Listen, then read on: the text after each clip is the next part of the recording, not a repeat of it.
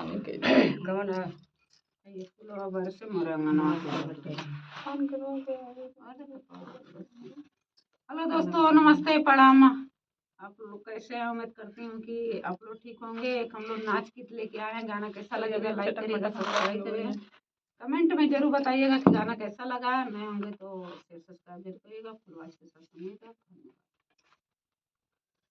फुलवा बरसे मोरे आंगनवा के बटोरिया नदी, फुलवा बरसे मोरे आंगनवा के बटोरिया नदी, के बटोरिया नदी, के बटोरिया नदी, फुलवा बरसे मोरे आंगनवा के बटोरिया नदी, फुलवा बरसे मोरे आंगनवा के बटोरिया नदी। 4 महीना गरमी के दिनवा, 4 महीना बाट गरमी के दिनवा, के डोलैया नदी, के डोलैया नदी, हमरे सैया बिन बेनियावा के डोलैया नदी, हमरे सैया बिन बेनियावा के डोलैया नदी।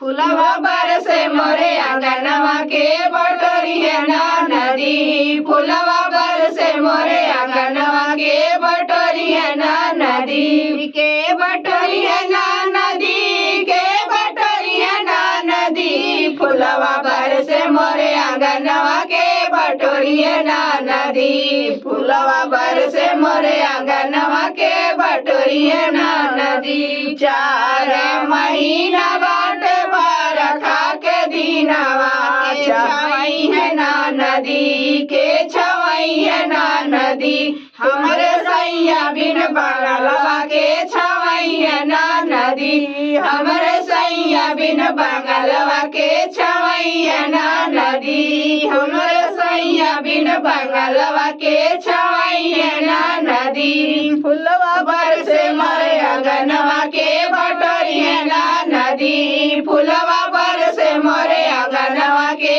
बटोरिया नदी।